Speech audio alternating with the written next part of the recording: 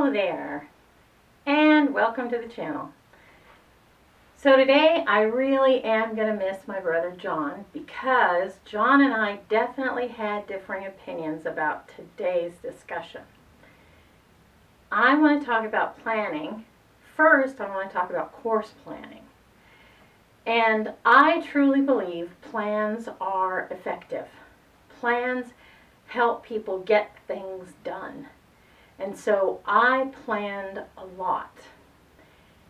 John, at different times in his career, expressed to me the idea that the plans that people made were not really that useful. I can understand that because he was so smart. He knew his subject so well. He was entertaining and funny. Of course, he didn't need a plan. He just needed an audience. But I contend that a plan gets things done. Whether it's an evil plan or a good plan, it produces more effect. Example, the current evil plan to dismantle the government and shred the Constitution. I mean, it's only April, and we're so far down the road to a dictatorship that people being disappeared off the streets doesn't raise entire riots of people burning the place to the ground. It's amazing how effective this very evil plan to dismantle the government and shred the Constitution is working. But it's because it's a plan. It's because it was so thoroughly planned that it's been so terribly effective. So, what's my suggestion for your course descriptions? By the way, I know that there are people that are turning this off right now because they don't like me talking that way. I accept this. It's just the way I feel. It's the way I feel.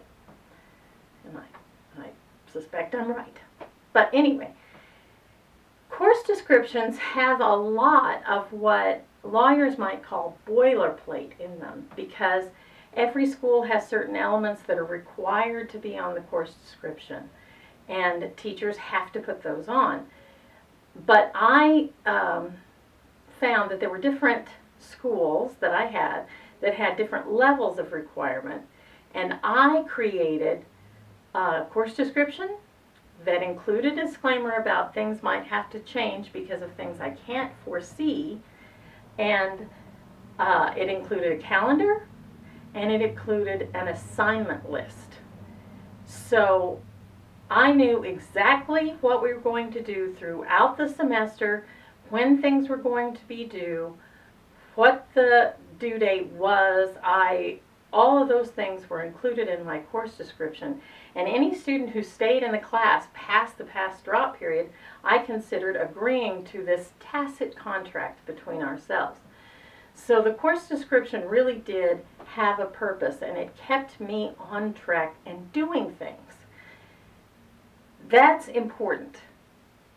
If you are producing effects, if you are getting work done, students are going to feel more at ease and ready to go, and you're going to get much more results from what you're trying to do.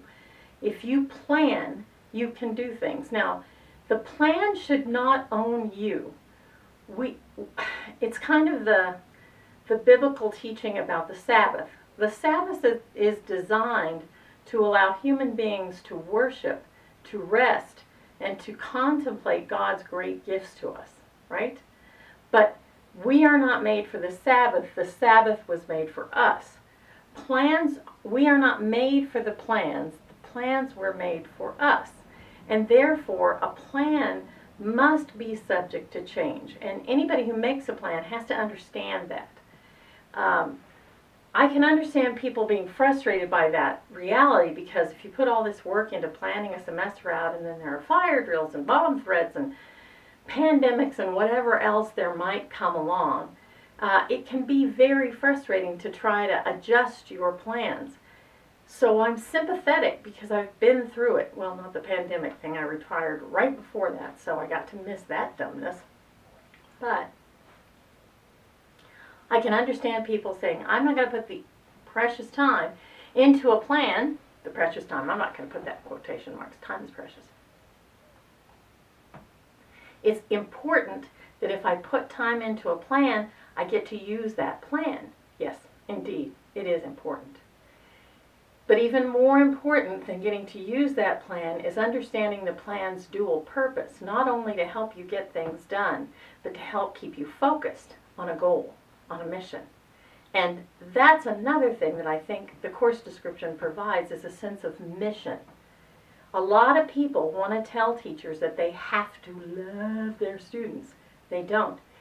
It is not necessary for a teacher to love their students. To respect them? Yes. To honor their value as human beings? Yes. To love them? No. You cannot force someone to love someone else. You just can't.